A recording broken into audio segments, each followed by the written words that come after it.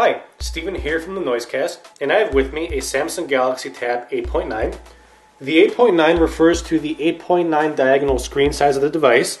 It's a very unconventional number to have for a tablet, as most of them come in either a 7.0 or a 10.1 flavor. However, the 8.9 screen size of the device makes it actually easier to handle and easier to use. You don't get tired when you're holding this tablet.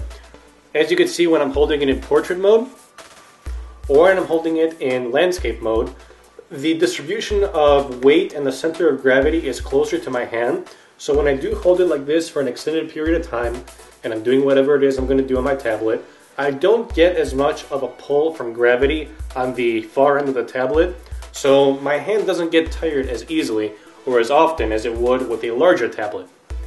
This device is only 16 gigabytes. It's got an internal memory. It doesn't have any SD card, but it is quite thin. It's only 8.6 millimeters thin, the same as the Galaxy Tab 10.1.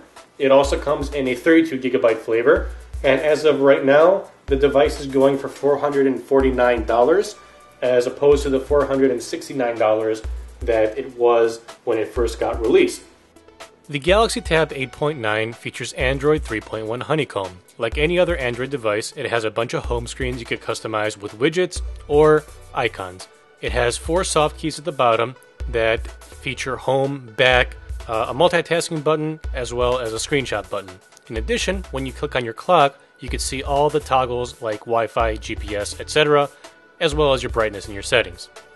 Web browsing the Galaxy Tab 8.9 was a breeze, regardless what browser you used, minimal lag, and great quality and resolution. In portrait mode, unfortunately, there's these areas on top of the bottom that are dead zones because of the resolution, so you can't really drag any shortcuts onto those areas. The tablet is made from a plasticky material, including the bezel. It doesn't feel very sturdy. The buttons as well are a bit plasticky for our taste.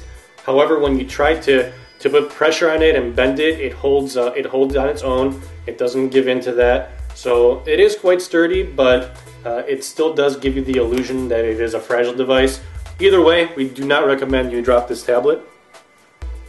The Galaxy Tab 8.9 also features TouchWiz UI by Samsung. It's actually quite unintrusive and minimal. At the system bar, there's a little arrow tab you could tap, and a bunch of Samsung applications pop up, like a task manager. Other applications such as a world clock, a memo pad, a calculator, and more are also present. Unfortunately, you can't add your own applications or replace any of those applications in the system bar. Some of those applications, like this world clock, are a bit, although they look nice, it's sort of pointless to have when you go into larger mode because all it does is it zooms in and tells you the time. There's a native AP widget, which you can tap on and get a larger array of the top stories. Unfortunately, when you click on a story, it just asks you to load them in your browser. It's not native, unfortunately.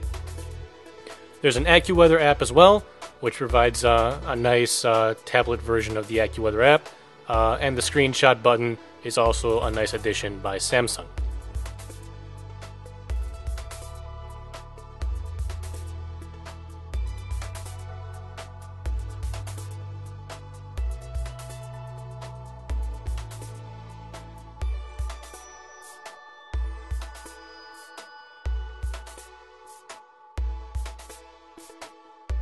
Also loaded on the Galaxy Tab 8.9 are some Samsung applications like the Music Hub, which is pretty much a music store where you could also check what music you've purchased as well as preview some tracks that are available.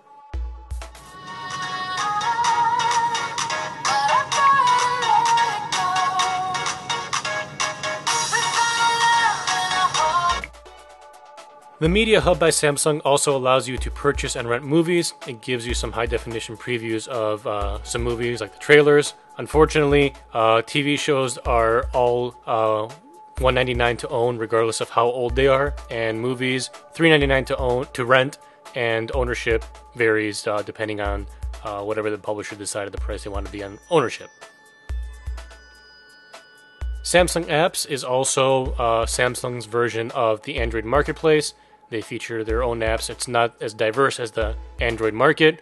However, just like the Amazon App Store, these are all applications in which developers personally submitted to the Samsung Apps Store.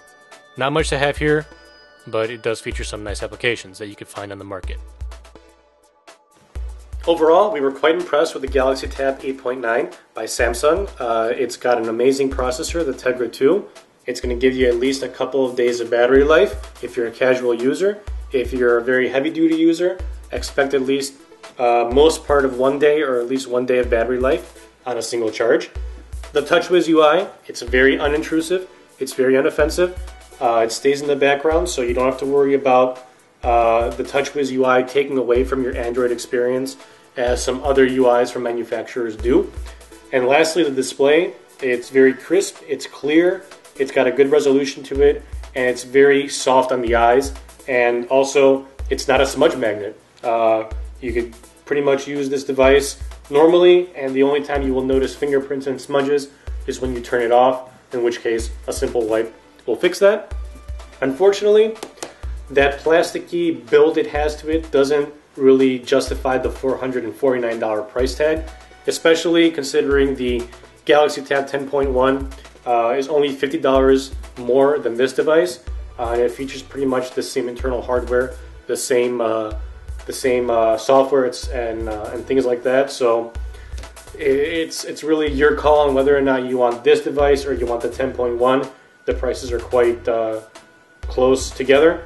Lastly, the cameras, quite mediocre. They get the job done though, especially if you're video conferencing.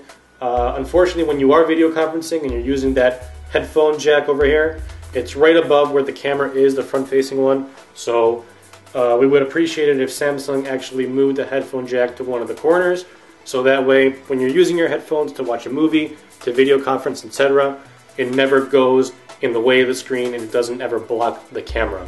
Aside from that, $449 available at Best Buy or any other retailer or online retailer that you find from Samsung. Once again, this was Steven from the Noisecast, and this was the Samsung Galaxy Tab 8.9.